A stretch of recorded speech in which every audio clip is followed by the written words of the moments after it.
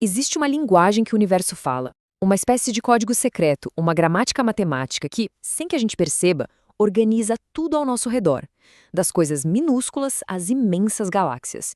E hoje a gente vai tentar decifrar um pouco dessa linguagem. E para começar, essa frase é perfeita. Ela resume a ideia central de toda a nossa conversa, a de que o poder da lógica, do nosso pensamento, pode nos levar a lugares que as nossas mãos, sozinhas, jamais alcançariam. Para entender a origem dessa ideia tão poderosa, a gente precisa voltar no tempo, bem para trás, mais de 2.500 anos, lá no berço do pensamento ocidental, a Grécia Antiga.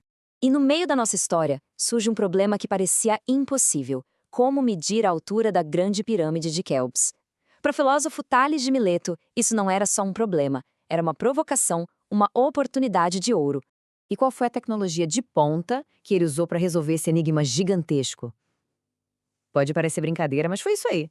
Um único e simples bastão de madeira fincado na areia. E aqui fica a pergunta que não quer calar, né?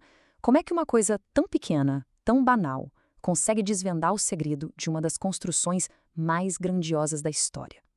A resposta, olha, é de uma simplicidade genial. Muito bem, vamos mergulhar de cabeça nisso. Vamos entender agora um método, a lógica elegante que o Tales usou para resolver o que parecia impossível. A grande sacada do Tales, o momento ahá, foi esperar. Ele esperou o instante exato do dia em que a sombra que o bastão dele projetava no chão tinha exatamente o mesmo comprimento do próprio bastão. Naquele momento, ele sabia. Uma regra universal estava em ação. A lógica é brilhante e essa tabela mostra tudo. Se naquele instante a altura do bastão era igual à sua sombra, então a altura da pirâmide também tinha que ser igual à sombra dela. Simples assim. O trabalho que sobrou foi só medir o comprimento da sombra da pirâmide. E pronto, problema resolvido. Bom, agora a gente sai da história e entra no conceito por trás dela. O que Tales usou, talvez até de forma intuitiva, foi um dos conceitos mais fundamentais da matemática: a proporção. Mas antes da proporção, vem a razão. E o que é uma razão? É só uma forma de comparar duas coisas, dois números. É a relação mais básica entre eles. A proporção, então, é o passo seguinte. É quando a gente olha para duas razões diferentes e diz: ei, elas são iguais. É aqui que a mágica acontece, porque a gente cria uma ponte, uma equivalência entre duas situações.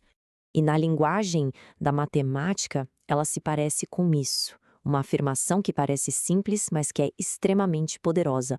A relação de A para B é a mesmíssima relação de C para D. E o pulo do gato está aqui, a propriedade fundamental, a famosa multiplicação cruzada. É essa regra que funciona como um motor, permitindo que a gente use a proporção para encontrar valores desconhecidos, tipo a altura de uma pirâmide. Agora a coisa fica ainda mais interessante, porque essas relações proporcionais não funcionam de um jeito só.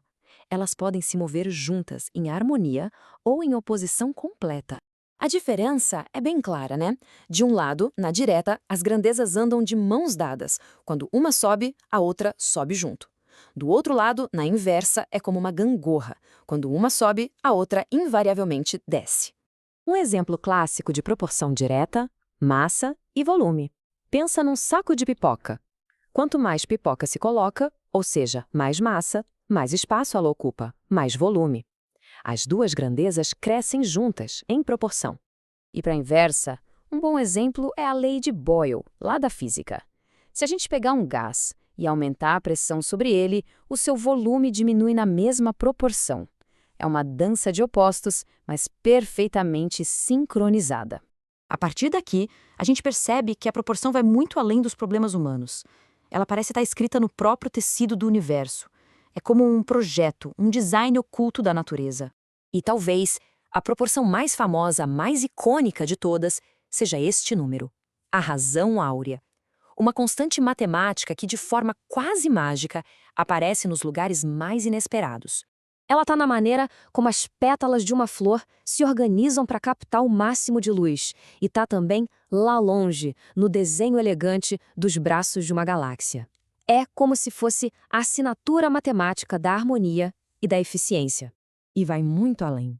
A proporção é lei. É ela que dita que a água vai ser sempre H2O com aquela proporção exata de átomos. E na biologia, é a proporção que explica por que as pernas de um elefante precisam ser tão mais grossas que as de uma gazela para suportar seu peso. É engenharia pura da natureza. E tudo isso nos leva a uma grande conclusão. Entender o que é proporção não é só sobre matemática. É sobre aprender a ler a lógica fundamental do mundo que nos cerca. E com isso, a gente fecha o círculo e volta à nossa ideia principal.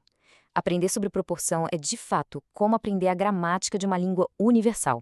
Uma língua falada pela física, pela química, pela biologia e até pela arte. Então, nossa exploração termina com uma provocação. Se a proporção é uma regra tão fundamental e onipresente, que outras leis, que outras gramáticas elegantes e invisíveis ainda estão por aí só esperando para serem descobertas por um olhar mais atento? A busca, bom, essa continua.